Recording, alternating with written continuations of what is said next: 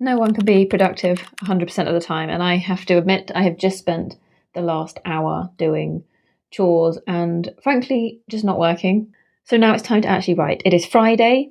I am at about 750 words, and by the end of this week, so by Sunday, I want to be at 2,000 words of this essay written. So here we go. I've just had a really productive 45 minutes and the sun has come out, but I've just gotten myself up to just shy of 1,200 words. So I'm pretty happy with that. I'm going to stop for lunch and then I'm going to carry on. I haven't added many more words and I need to stop now because I've got to go pick up the kids. I am at about 1,400 words, but I have been doing some statistical analysis and things like that because this paragraph is all about population growth across the UK. And then I'm going to come back this evening and carry on, although I might be doing readings because I've identified some areas where I want to boost my understanding. So that might be what I do next.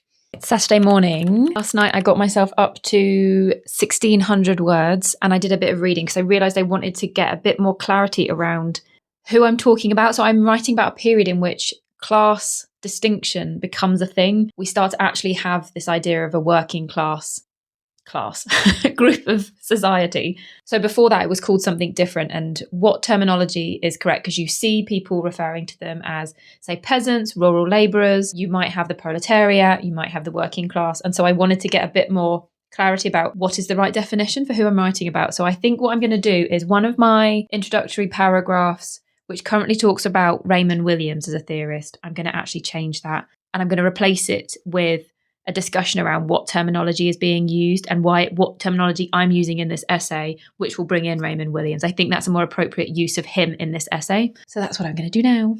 Final Saturday check-in. I've hit my 2,000 words. I'm very happy. So